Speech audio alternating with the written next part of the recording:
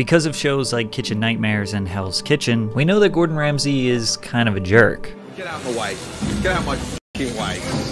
Get out of my f***ing way. Get out of my way! I'm not in your way! Get upstairs then! He won't tell me, he's got no balls. Why are you throwing that risotto away? Because it was overcooked. Shut the fuck up! Missy, come here, you fat-mouthed little stupid bitch. Many people attribute Gordon's antics to a fake persona that he displays for entertainment. It's just a character, they say. However, when you consider the violent and abusive life Gordon had to endure, you will understand where his rage comes from. Gordon's father, Gordon Ramsay Sr., was a violent alcoholic who Ramsay described as a hard-drinking womanizer. When his father was drunk, he'd either hit the children or throw things around the house. "We had to run for our lives," he recalled. "We spent many nights, weekends, hidden in the Department of Health and Social Security rooms." Although his father abused and neglected his children, his mother Helen suffered the most. She was beaten relentlessly, even when she was 7 months pregnant with Gordon's younger sister. Gordon and his siblings, Diane, Ronnie, and Yvonne, often sat cowering upstairs in their bedrooms while their mother was subjected to physical abuse downstairs. She often feared one day he might kill her. Gordon was already bigger than his father by the age of 12, but he never fought back. "I don't know if I could ever have hit him. We were never big or strong enough to stop him. He had power over all of us." The crazy part is, the kids often spent time in Child Protective Services. Police would take their father away during his outbursts, but it was only temporary, as they would eventually return under the same roof as him. They could not escape. To make matters worse, Gordon's father didn't even support the family financially. His mother was a career nurse, and his father just worked various dead-end jobs. Dad would often have a fallout with someone at work and get fired, and because our home often came with his job, we would become homeless and have to move again. The family lived in roughly 16 different homes across England before settling in Warwickshire.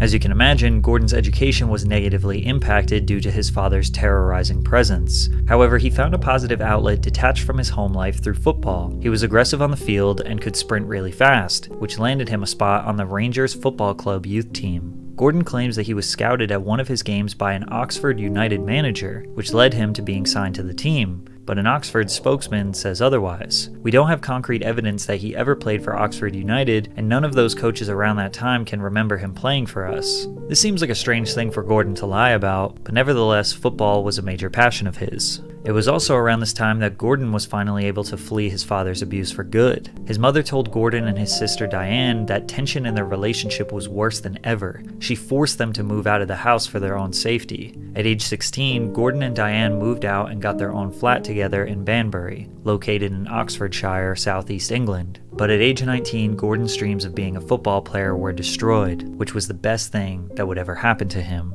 After suffering a serious knee injury, Gordon enrolled at North Oxfordshire Technical College to study hotel management. During this time, he worked as a commis chef at the Roxton House Hotel. The commis chef, otherwise known as a junior chef, is at the bottom of the food chain, literally. Most kitchen brigades are organized similarly to the military. Auguste Escoffier is credited for coming up with this hierarchy system while serving as a cook in the French military in the 1800s. Commis chefs help ensure that a kitchen's operations run smoothly. They perform cooking, cleaning, delivery, and other support duties as instructed by the chef de partie. After progressing through the ranks and becoming the sous chef, Gordon ran the kitchen and 70-seat dining room at the Wickham Arms until he started a sexual relationship with the owner's wife. I slept with the boss's wife because she made, a go for me. I mean, trust me, what 19-year-old chef, fit as a fiddle, is going to say no to a stunning 33-year-old wife of your boss? So yeah, he got fired. However, his experience would land him his first job at a Michelin star restaurant and his first appearance on television. Michelin stars are basically the highest badges of honor for restaurants. The stars are part of the Michelin Guide, which employs thousands of inspectors who travel around the world sampling the finest cuisine. These highly trained inspectors will visit hundreds of restaurants a year in order to identify the best of the best. Michelin inspectors are always anonymous to ensure they don't receive preferential treatment during their meals. Inspectors book, dine, and pay for their meals in the same way as an average guest. Once each restaurant in consideration has been inspected, the Michelin Guide director meets with the worldwide teams for what is called star sessions.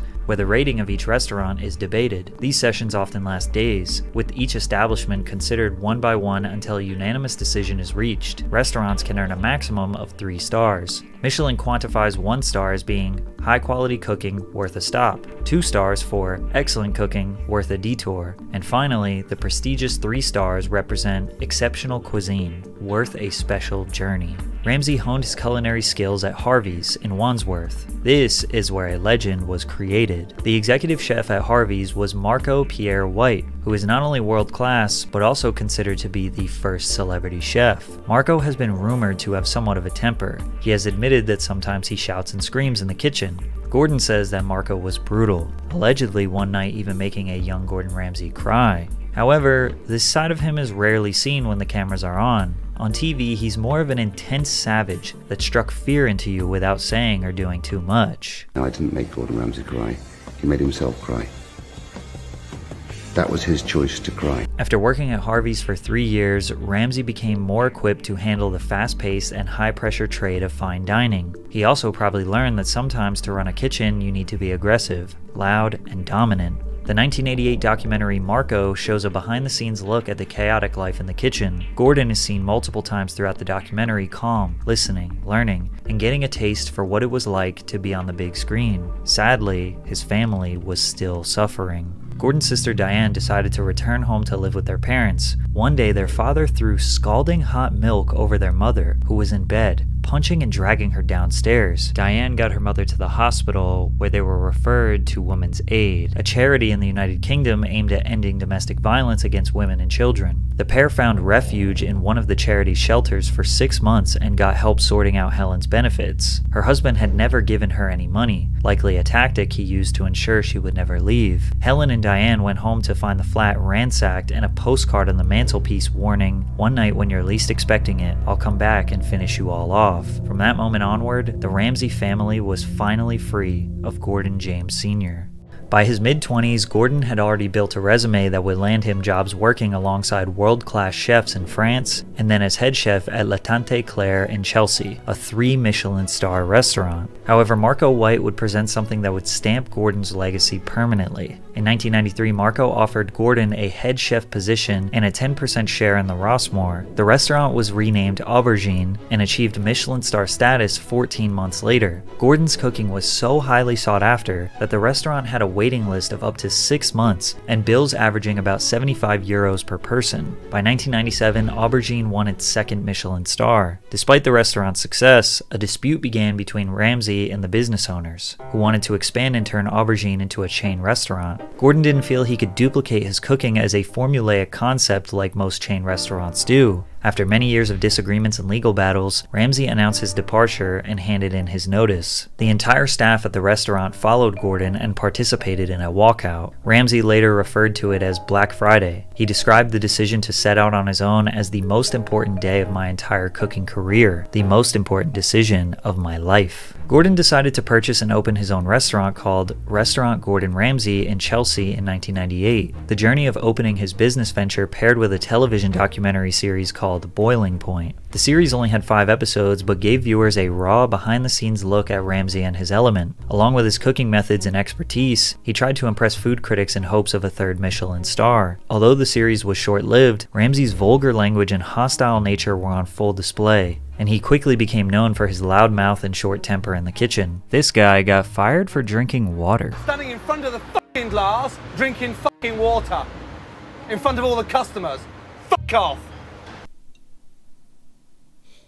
But even with these explosive moments, it still feels tame compared to what would come many years later. After establishing his first restaurant, Ramsay expanded and opened several restaurants across the United Kingdom. He earned his 3rd Michelin star in 2001, making him the first Scottish chef to achieve the feat and securing him a lifelong legacy at the age of 35. His 2nd TV show portrayed Gordon in a much more genuine and humble way. Ramsay's Kitchen Nightmares was a 2004 show where Gordon visited failing restaurants and helped to improve the establishments in just 1 week. He then revisited the restaurants months later to see how each business fared in his absence. Kitchen Nightmares was a huge commercial hit. Ramsay initially came off as quite relatable. He was very candid but still supportive in a positive manner and genuinely wanted to see businesses succeed. He used his time wisely, learning the staff's strengths and weaknesses and the town's culture surrounding each restaurant. He also used collective plural pronouns like we when describing each restaurant and what needs to be done, fully integrating himself as a part of the team and part of the solution, not merely operating as an onlooker giving directions. This Ramsay made for far more compelling television and left viewers excited about the food and entrepreneurship. The more poised and calculated attitude carried on to his next televised culinary show, Hell's Kitchen UK. The show created a competition between two kitchens featuring 10 aspiring chefs competing for a prize of €250,000, money that the winner could use to start his or her own restaurant. They were split into two teams of 6, one celebrity chef along with 5 members. And just look at the difference. Now what we're going to do? Right, can we taste now, please?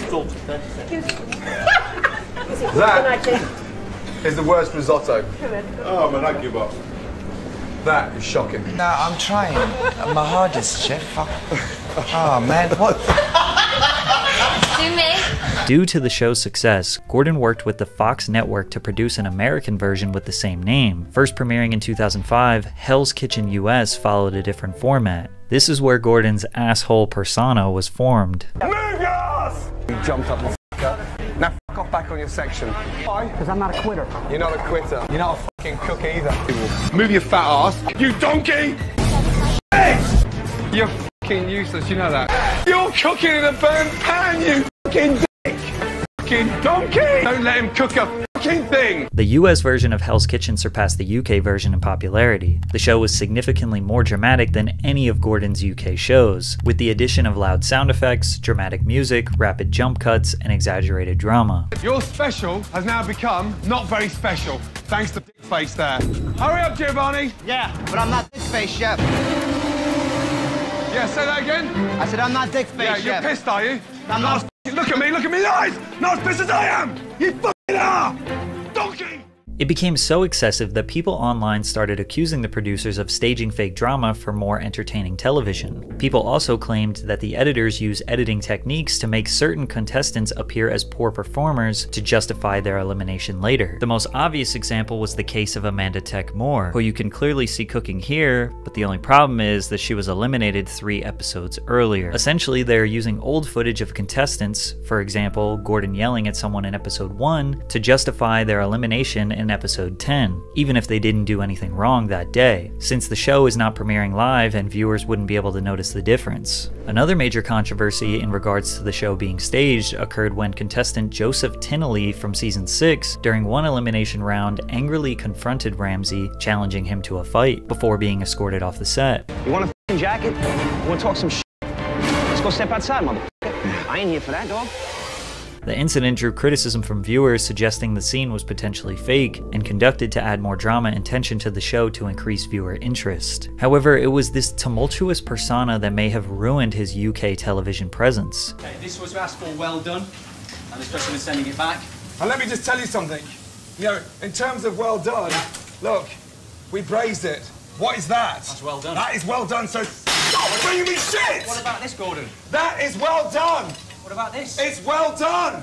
Without the added sound effects and intense music, Gordon's screaming looks less performative, which made viewers think he was actually just a jerk. But the USA audience couldn't get enough of Gordon. He was a rock star. He worked with the Fox network again to produce an American version of Kitchen Nightmares. First premiering in 2007, Kitchen Nightmares US followed the exact blueprint as the original, as the owners invited Gordon to spend a week with a failing restaurant to revive the business. However, like the US version of Hell's Kitchen, Kitchen Nightmares was more dramatized and featured Ramsay displaying a visibly short temper, regularly yelling profanities and insulting his staff. Gordon once even said the F word 298 times in just 2 episodes. When you saw those 2 Kitchen Nightmares condensed into one, last year when they had those 298 fucks, I wasn't proud of that. There has come a time when, at the age of 43, I'm getting a bit tired of the foul-mouthed bully chef. In that same interview, Ramsay was adamant in his refusal to pander to elderly British viewers by trying to act like anyone other than himself. So on On one hand, he admits he isn't proud of his excessive outbursts. On the other, he isn't just gonna act like a proper lad to please his UK audience. Plus, in 2017, he came out with a show called The F Word, so I don't think he really cares that much. Both versions of Kitchen Nightmares produced 7 seasons and were cancelled collectively in 2014. As of September 2021, Ramsay has accumulated a net worth estimated to be around $220 million,